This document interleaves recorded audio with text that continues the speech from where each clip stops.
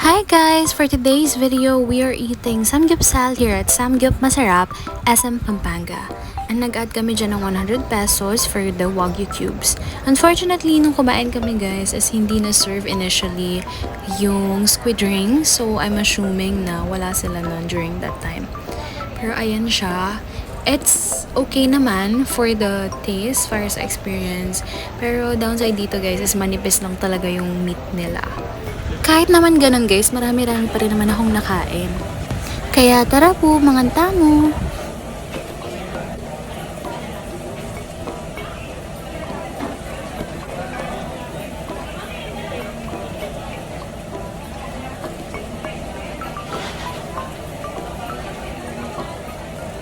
May cheese there.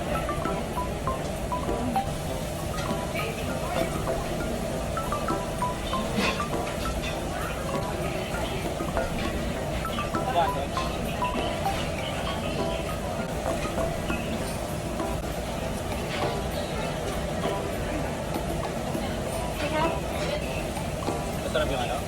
Scallops. Nagustuhan ko yung cheesy scallops nila dito guys. Though malit lang yung pinakalaman niya. Nasarapan talaga ako and I would rate it around 10 out of 10. Pero may isang flavor pa sila ng scallops and I would rate that around 8 out of 10. And then nagustuhan ko din yung sides and the Wagyu cubes na in-order namin as an add-on. And I would rate all of those at 10 out of 10. Overall, for the experience and the food, I would rate this experience as 8 out of 10. Kung ako yung tatanungin guys kung babalik pa ako dito, for the experience itself, siguro mga once or twice na lang. Pero for the taste, hindi na siguro since nanipisan talaga ako dun sa cut ng pork nila and may aftertaste siya na not for me. Pero nagustuhan ko yung mga scallops nila and yung sides nila, especially yung Wagyu cubes. So if you guys wanna try, just go ahead and nasa loob lang to ng SM Pampanga.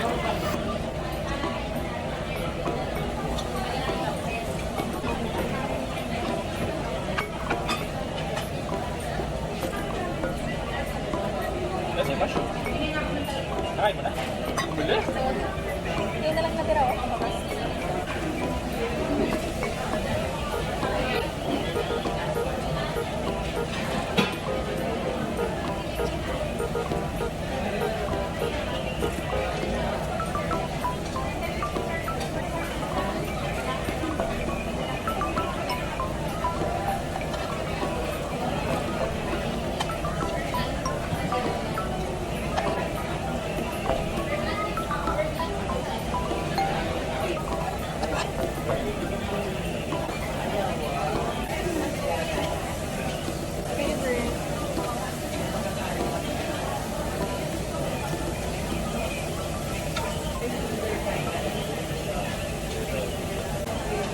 Siyempre, hindi ko palalagpasin gumawa ng Wagyu cube wrap with everything that I like dito sa wrap na to. Refill po ng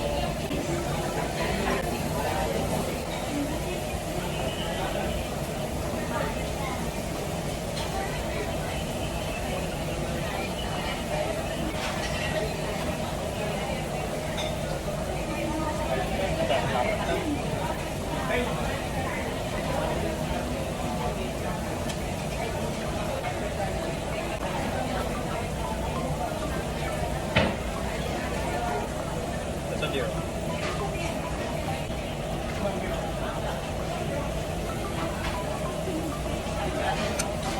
Pero nagsusunog.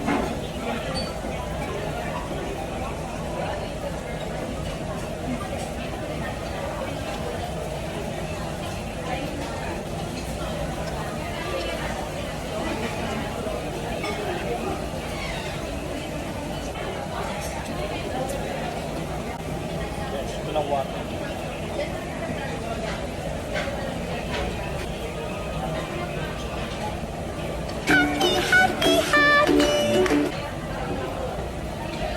Hindi naman masyadong halata, no, na gustong-gusto ko yung cheesy scallops nila, guys.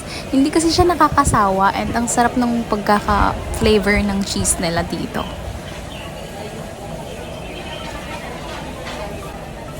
My hot dogs. How are you? Oh no, sunod.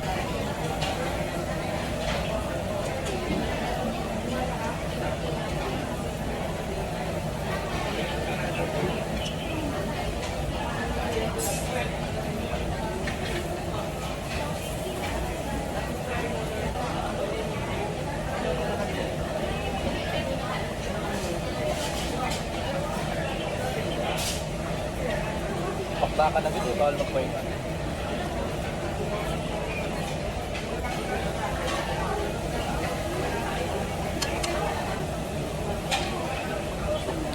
Tignan niyo naman guys, itsura pa lang nakakatakam na.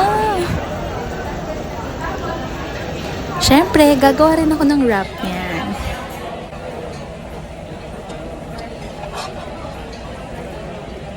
Siyempre, dahil masarap, sisimutin natin yan.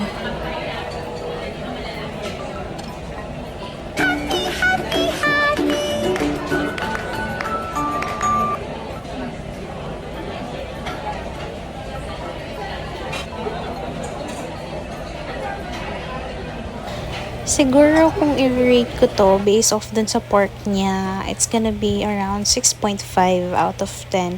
Since nung unang serving sa amin, may flavor pa yung pork. Then yung mga refills na, plain na lang siya.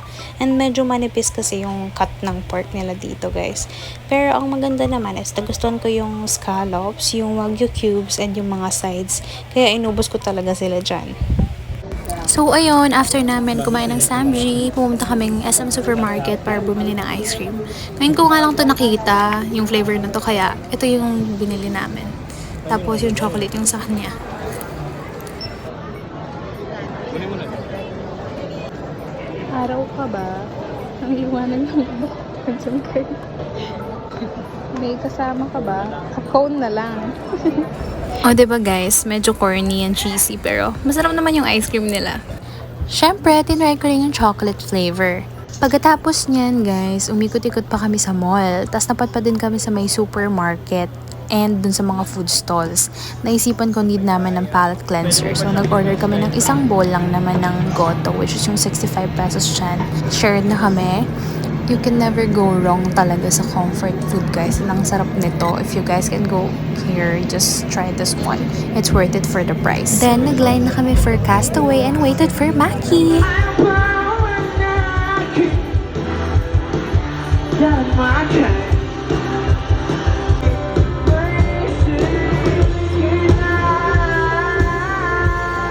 Thank you. Uy, may nagbigay ng dilaw na bulaklak.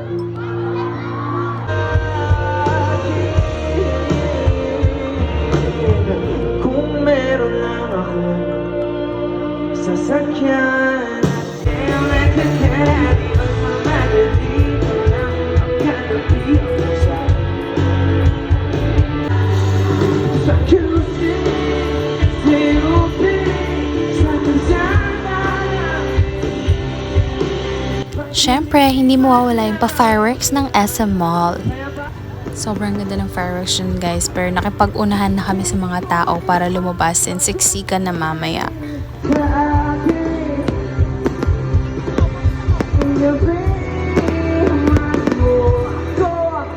Shoutout nga pala kay Kuya Ivan for giving us the free ticket sa Castaway. Thank you, Kuya!